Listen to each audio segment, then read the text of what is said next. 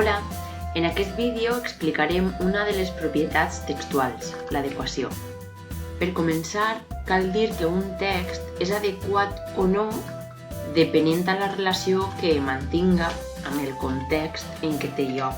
És a dir, per aconseguir que un text siga adequat, cal tindre en compte dos aspectes bàsics.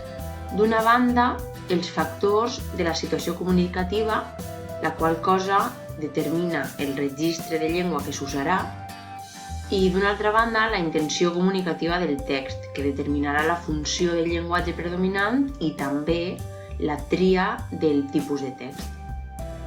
Els factors de la situació comunicativa en són tres: el camp, el mode i el to.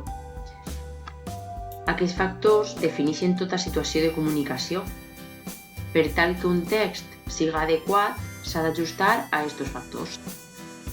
En primer lloc, el camp, que també podem anomenar tema, fa referència al grau d'especialització del missatge. Per exemple, si parlem d'un tema quotidià, utilitzarem un llenguatge diferent del que faríem servir si parlàrem d'un tema científic.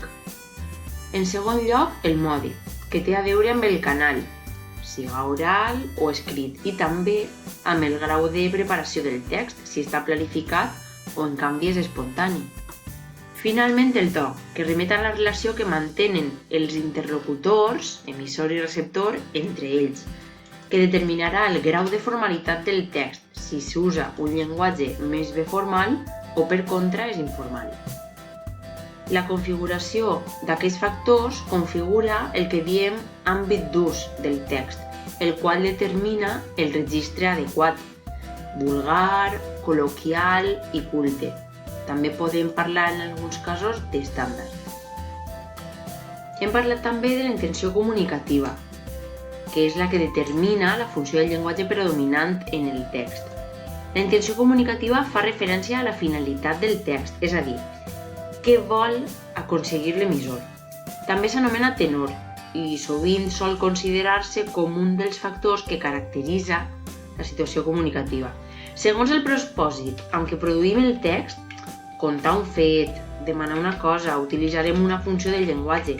Aquestes funcions determinaran, a més, la tria del tipus de text, si és narratiu, descriptiu, argumentatiu o qualsevol dels altres tipus de text que podem produir, i també el gènere, si és una notícia, una guia de viatges, etc. Les funcions del llenguatge en són 6 i les expliquem a continuació. En primer lloc, la funció referencial, que és la relacionada amb l'intercanvi d'informació. Predominen les notícies, els llibres de text, l'exposició oral d'anècdotes. En segon lloc, la funció expressiva.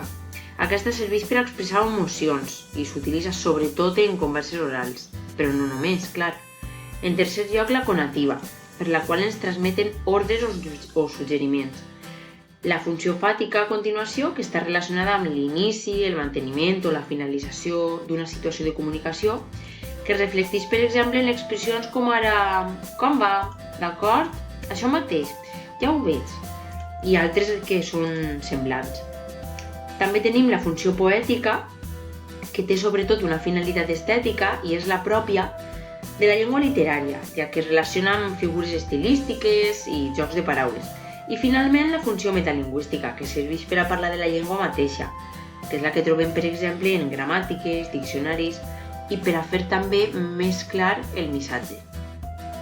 Aquesta intenció comunicativa marca també el tipus de text i recordem que tenim diversos tipus, per exemple, el narratiu, descriptiu, argumentatiu, expositiu, instructiu, conversacional, retòric i predictiu, però hem de saber que no tenim per què trobar un tipus de text només, sinó que poden haver combinacions. Per exemple, en un text narratiu pot haver inclosos fragments descriptius o també conversacionals, o un text argumentatiu pot tindre fragments que més bé són expositius.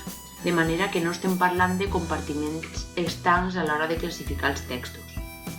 I és veritat que depenent de la intenció comunicativa predominant i per tant la funció del llenguatge que predomina en tot el text, podem identificar certs tipus de textos. Per exemple, en els textos instructius trobarem més la funció conativa i en canvi en els textos narratius, per exemple, trobarem més la referencial.